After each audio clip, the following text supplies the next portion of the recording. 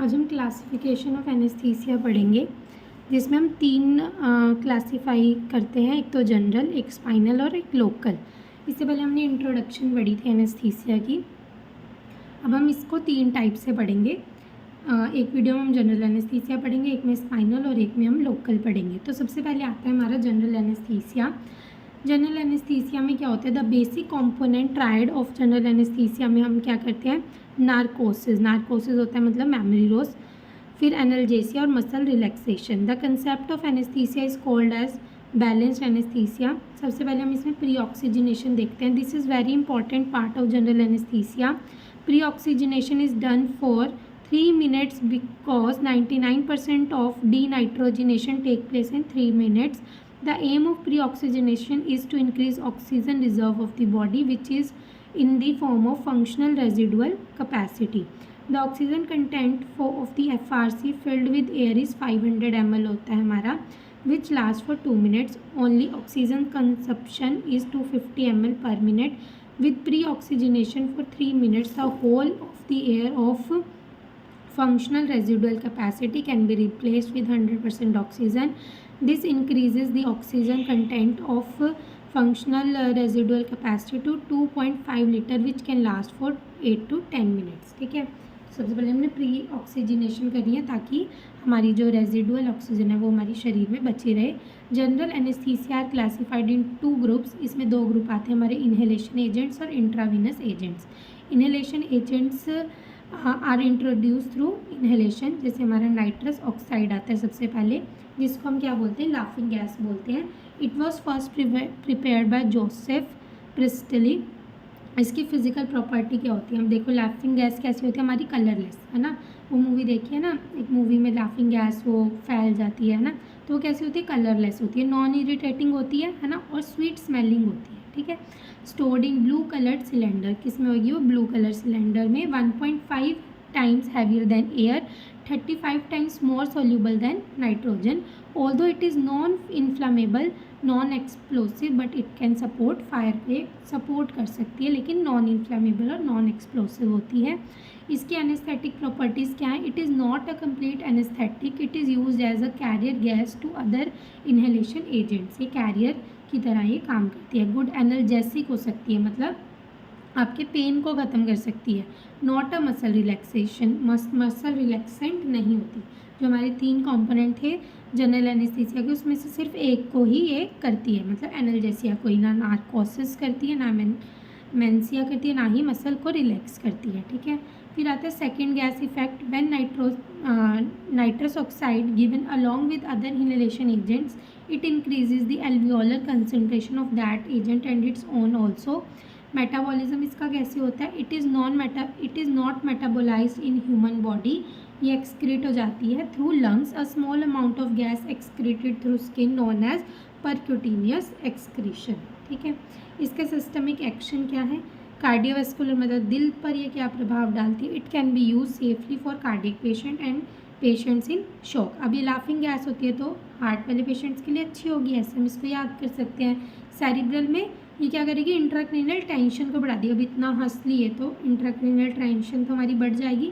Respiration में क्या हो जाएगा, इट कॉजेज टैकीपीनिया और डिक्रीज इन टाइडल वॉल्यूम। ये हमारी टैकीपीनिया कर देगा। उसके बाद liver does not affect hepatic system. हंसने से लीवर पे तो कोई इफेक्ट नहीं होगा, ना ही किडनीज पे कोई इफेक्ट होगा। लेकिन इसका साइड इफ़ेक्ट क्या होता है, हिमेटोलॉजिकल सिस्टम पे इसका जो है वो साइड इफ़ेक्ट होता है। It inactivates vitamin B12। ये क्या करता है, इट इनएक्टिवेट कर देता है विटामिन B12 को, which lead to defect in folate metabolism and therefore bone marrow depression causing aplastic and megaloblastic anaemia हो जाता है लाफिंग गैस से। ठीक है, vitamin B12 inactivation is seen in nitrous oxide is use for more than 6 hour. अगर हमारी ये laughing gases 6 घंटे तक अगर हम लगातार लेते रहे तो विटामिन B12 की इनएक्टिवेशन हो जाएगी।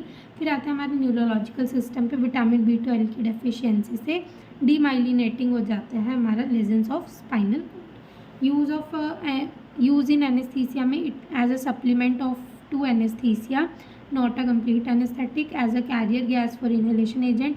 As analgesic in obstetric dental pain और बर्न ड्रेसिंग और एक्यूट ट्रॉमा में हम इसको एज अ एनाल्जेसिक यूज़ कर सकते हैं। कॉन्ट्राइंडिकेशन क्या है इसकी, न्यूमोथोरेक्स में, मिडल ईयर सर्जरी में, आई सर्जरी में, लेप्रोस्कोपिक सर्जरीज में, because it increase intracranial pressure को, क्योंकि ये इंक्रीज कर देती है। ठीक है, उसके बाद आती है हमारी हैलोथेन जो है वो, ये भी एक इनहेलेशन एजेंट है हैलोथेन। पहले थी हमारी नाइट्रस ऑक्साइड जो क्या थी, लाफिंग गैस, अब क्या है हैलोथेन। ठीक है, ये क्या है, कलरलेस लिक्विड वॉलेटाइल एनेस्थेटिस्ट है, स्टोर्ड इन एम्बर कलर बॉटल, वो क्या थी, ब्लू कलर की होती थी। ठीक है, ब्लू कलर सिलेंडर में स्टोर होती थी, ये एम्बर कलर बॉटल्स में जो है वो स्टोर होती है। ठीक है, and contains thymol as preservative, prevent करता है decomposition by light, non inflammable, non explosive, it is potent anaesthetic, most potent among the agent nowadays,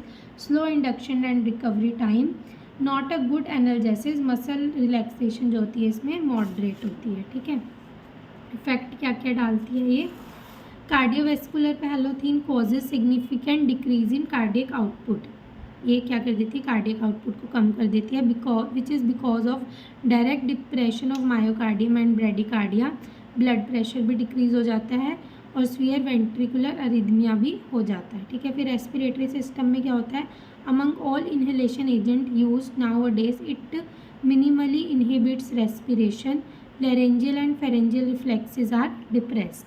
फिर आता है हमारा सेंट्रल नर्वस सिस्टम में, there is marked intracranial tension with halothane, renal में both GFR and urine flow is decrease, इसमें सब पे ही effect डालता है। न्यूरोमस्कुलर सिस्टम में halothane produce moderate muscle relaxation और थर्मोरेगुलेशन में पोस्ट ऑपरेटिवली शिवरिंग होती है and hyperthermia is maximum with halothane among inhalation agent.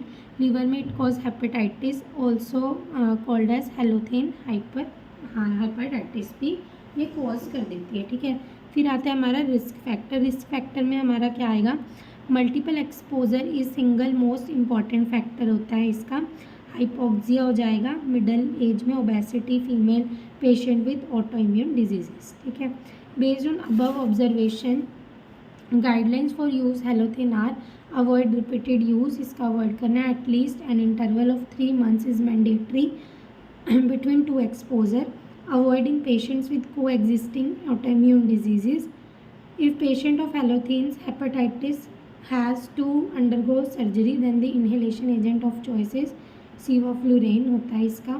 ठीक है, कॉन्ट्राइंडिकेशन में हमने क्या यूज़ देखना है, history of previous in हैलोथेन hepatitis, patient with intracranial lesions and head injury, swear cardiac disease अगर हो तो हमने इसको नहीं देना है। ठीक है, फिर आता है हमारा आइसोफ्लुरेन। ठीक है, it is fluorinated methyl ethyl ether, ये क्या होता है, फ्लूरिनेटेड मिथाइल इथाइल ईथर होता है।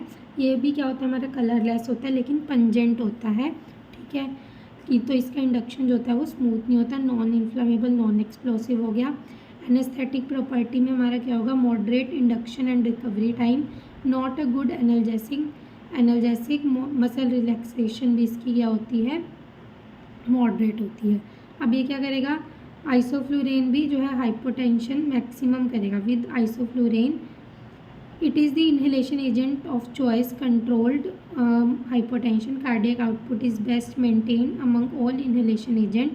Isoflurane cardiac stability makes it's agent of choice for cardiac patient. अब ये क्वेश्चन आ सकता है कि कार्डियक पेशेंट के लिए कौन सा है हमारा, आइसोफ्लुरेन, लेकिन एक्सेप्ट मायोकार्डियल इश्चीमिया। लीवर फंक्शन भी अफेक्टेड नहीं होंगे, किडनी भी मिनिमल अफेक्टेड होगी, न्यूरोमस्कुलर रिलैक्सेशन भी मॉडरेट डिग्री का होगा और सेरिब्रल में राइज इन इंट्राक्रेनियल प्रेशर, जो हमारी वो थी लाफिंग गैस, वो भी हमारे इंट्राक्रेनियल प्रेशर को वो हमारी बढ़ा रही थी। ठीक है, ये मिनिमम करती है, मतलब ये भी ठीक है, हमारी ड्रग ऑफ चॉइस है न्यूरोसर्जिकल में भी और कार्डियक में भी। ठीक है, इंडिकेशन क्या है, it is an agent of choice for cardiac patient and neurosurgery. और कॉन्ट्राइंडिकेशन हमारी क्या है इसकी, मायोकार्डियल इश्चीमिया की, इसकी आइसोफ्लुरेन की। फिर आता है हमारा ईथर।